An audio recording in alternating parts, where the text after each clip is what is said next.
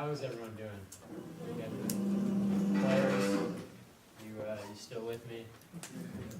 Parents, you guys hanging in there? It's really good to be back. Thanks for having me at camp. You guys have had a super long day. I get it. I do think if you can bear with me for 15, 20 minutes here, you're really going to get something out of this. I want to start off with some questions. I just want to kind of get a feel for where we're at as a group so I can speak to you more directly. How many of you guys, just show of hands, want to play college baseball, or you're at least considering it? Okay, so a lot of you guys. And how many of you guys feel like you have a pretty good understanding of the process that it takes to play college baseball? So fewer hands. And then how many of you guys who had your hands up for question 2 feel like you have a personalized plan to move you through that recruiting process and get you to the next level? So that's pretty typical, right? A lot of people want to play college baseball.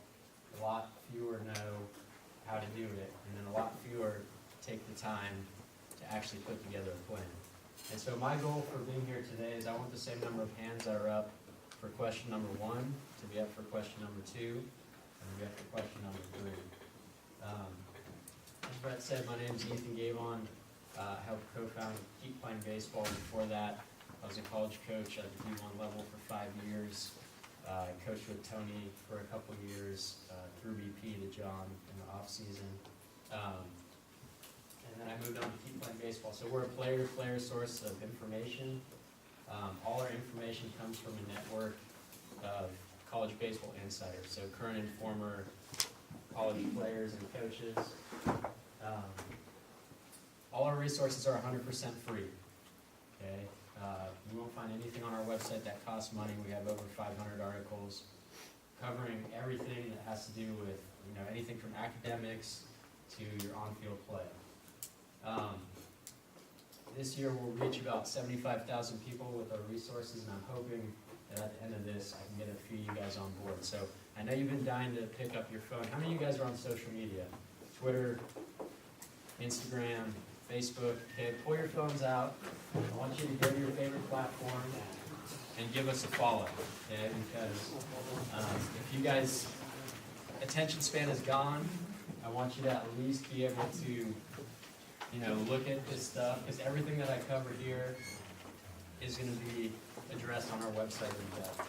So I'm going to go on my phone as well, give you guys a little break. And I'm going to start recording this as a podcast so that if for whatever reason you can't hang on, you can't listen to all this, you guys are going to be able to check in with this podcast and get what you need. So once you've followed us, we're at Keep Playing Baseball on Instagram, Keep Playing Baseball on Facebook, at Keep Playing BB on Twitter. It's nice to see that a lot of these guys have covered a lot of the stuff that I'm going to talk about. I think we had a tweet go out at 4 o'clock, maybe right as John was talking about the social media, talking about how you guys can run your social media. So I want to start off just by talking about your odds. Sorry that this thing's kind of freaking out, but who knows what these numbers mean? Does anyone know what that 11.5% is? Pretty close. D1 can offer 11.7 scholarships, but I saw a hand up. Anyone else want to take a stab? Okay, 11.5. That's the approximate percentage of high school baseball players that move on to play at the college level at any level. Okay, how about that 2%?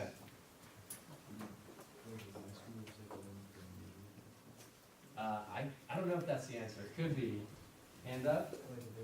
Yeah, nailed it. 2% play Division I baseball. So if there's 50 guys in this room, you're representative of high school baseball as a whole, which I don't think you are because you're at this camp. Only one of you guys would play Division I baseball. Hands up. How many of you guys want to play Division I baseball? Yeah, that's what I thought. That's pretty typical. So those odds are pretty tough, right? But there's also a lot of opportunity. So at the same time, what does that 1,600 plus represent?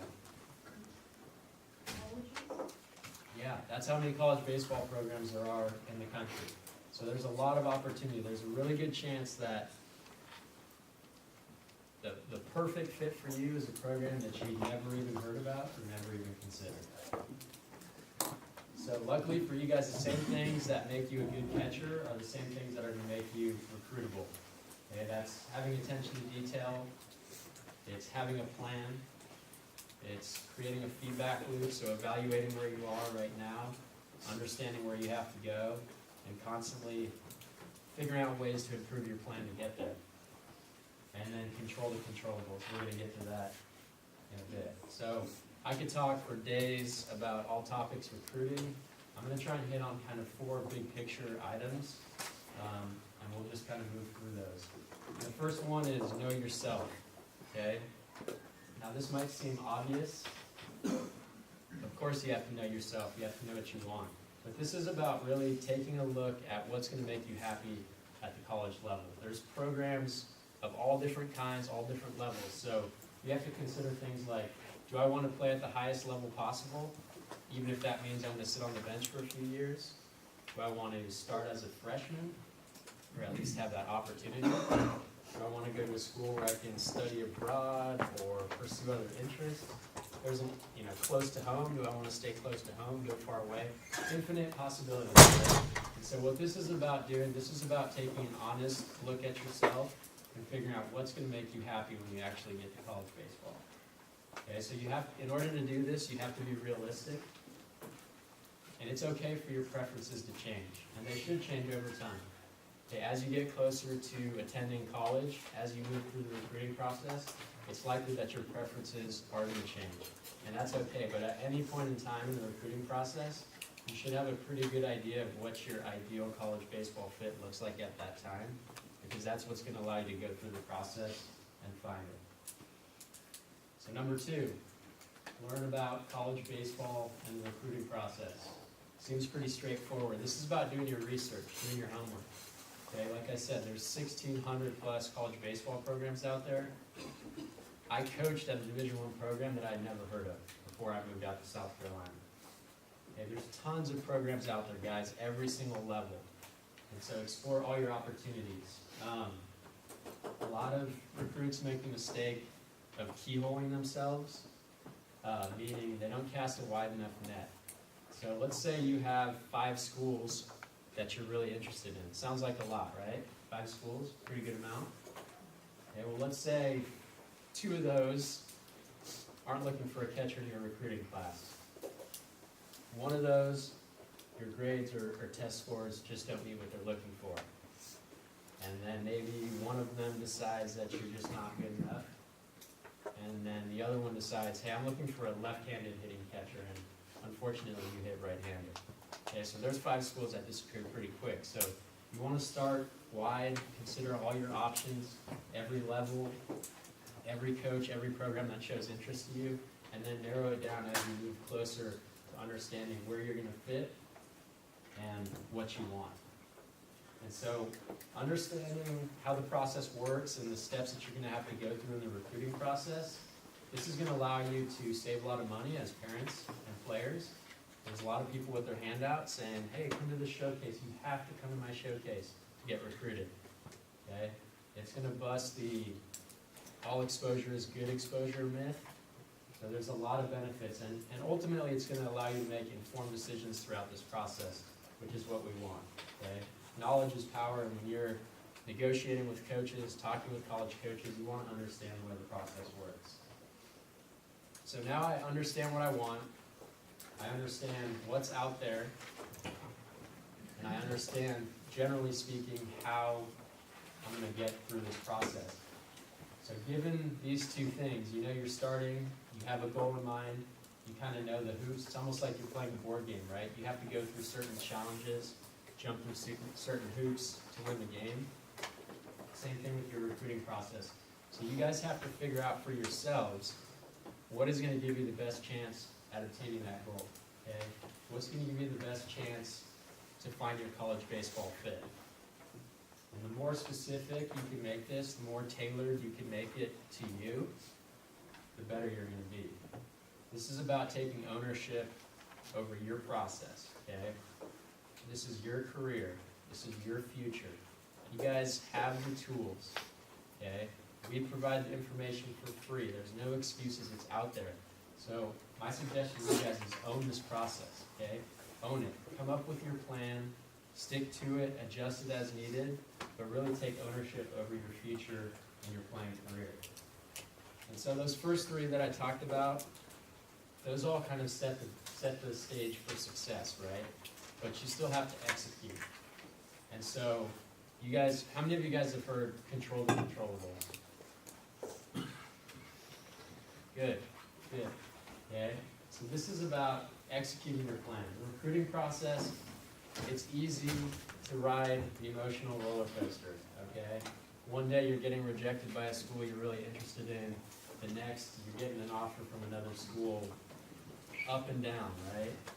What you guys have to focus on is what you have ultimate control over, okay?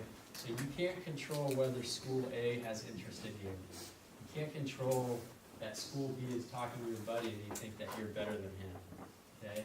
You can't control that stuff. So avoid comparisons to your peers, okay? Avoid looking at stats and measuring them up. There's a lot that goes into this, and everyone's path to college baseball is different. Okay, so stay off that emotional roller coaster and focus on what you can control. So what are some of those things that you can control? Effort. Good. Attitude. How about your academics? Do you have control over whether you get good grades? Within reason, right? Academics are huge. Okay? Your judgment to other people. Judgment. Your process, right? A lot of the stuff that all these great speakers have been talking to you guys about, that's what you have control over. So if you can keep your focus inward, you're going to have a lot of success. As soon as you start focusing on things outside of your control, then you're on the roller coaster and you're not going to be, going according to your plan. So my message to you guys is there's a lot of young guys here, okay? You guys can do this. You just have to take the time and effort. There's no magic pill, okay? We'll give you all the information in the world, but you guys have to own this process, and you can do it, and you will do it, and you're going to crush it, okay? So, parents, I haven't forgot about you.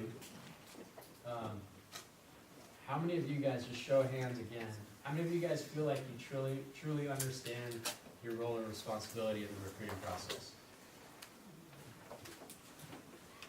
Nice. Gotta have one. Yeah. My older one's gone through it. Right. So this process, guys, it's crazy. There's no reason why you should know about this process unless you've been through it before or you're doing your homework. So you have a really tough job as a parent. On one hand, we know that college baseball coaches overwhelmingly want your son to be the one taking control of the recruiting process. They want him to do the talking. They want him to do the communicating. At the same time, is your son mature enough to make this decision on his own? A lifetime decision, like where he's going to go to college, where he's going to play baseball? Yeah, this is about more than baseball, right? How about, just show of hands, how many parents out there would let their kid invest $50,000 to $200,000 without having any input? Didn't think so, right? So this is an investment in your son's future, so you absolutely have to be a part of it. The analogy we like to use for the parents' role in the recruiting process is when your son gets his learner's permit. Okay? To the outside world, your son, as scary as it might be, is driving that car. Okay? The college coaches looking at this process, they see your son driving the vehicle. Okay, on the inside of the car, you might have more to say at certain points in time, but I'll bet you you're not just flipping over the keys and taking a nap, right? But at the same time, if you say, okay, put on your blinker here, okay, you're gonna turn in 10 feet, a little more gas, look in your mirror now, look in this mirror, check this back mirror, your son's not gonna learn how to drive the car. He has to take ownership over this process. At the same time, you have a key role. You may be driving through New York City and your son's not prepared for that, so you may actually pull the car over and take control of the steering wheel, right? Other times, you're just going to let him do his thing. That's how he's going to learn. So I just want to talk about 5 roles that are important for the parents. So one is be a source of knowledge. Okay, this one's really important. You have to go through this process too. Unless you completely trust your son, but guys, it's not that they shouldn't trust you, but the level of maturity required to go through a process like this on your own, it's tough. So parents, if you can be there kind of guiding from the inside of the car, really helpful. This one is big, number 2, be an academic advisor. Okay? Counselors are overburdened. They have too many students, they make mistakes. But as early as 9th grade, the classes that you're in can impact your eligibility. And the last thing you want to do as a 9th grader is make mistakes that are going to close college baseball doors for you. So parents, you might have to take the lead in going online, it takes about 10 minutes, and making sure that your son's courses meet the NCAA eligibility so he can keep those doors open. And like I said, that starts maybe even in 8th grade, somewhere after 8th grade when you're starting your high school courses, enrolling. Number 3, be a source of support and stability. Okay, this is important too. The recruiting process, like this, very emotional. It's hard to keep those emotions in check. It's hard to focus on the controllables, right? But you can guide this process from behind the scenes, and you can be that source of support to keep your son inside the lanes, to go back to that car metaphor. Be a financial advisor. Okay, the last thing you want to have happen is your son finds his dream school, but because you haven't talked about budget or you haven't run a budget analysis, a basic budget deal, which we have on our website, he can't go, right? So he signed up to go, you get the bill, you realize it's too expensive. So have those conversations early. Have those conversations about what he can do in the recruiting process. Hey, you can't go to this showcase and do this, but you can do this. This is what we can afford. So these are conversations to keep everyone on the same page, because number 5, we want to be a good teammate. Okay? You guys are on the same team, pulling on the same rope, however you want to look at it. And the more you guys can work together, and parents, that behind the scenes role where you're helping guide your son in the right direction, the better off you're going to be. So key takeaways. Get informed, guys. The information's out there. We provide it for free.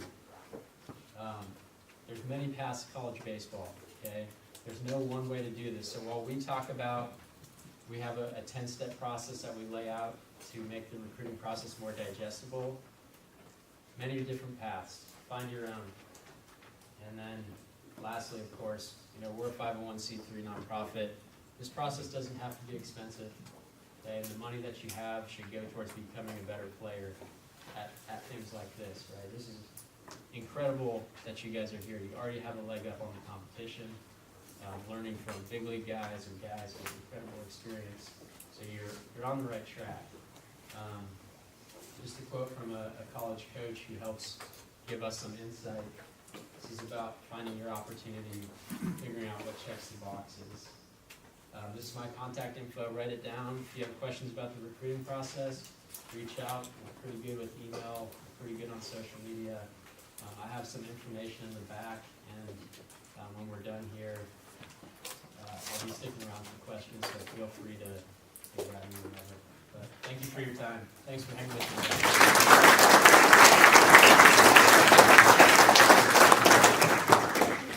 You guys are doing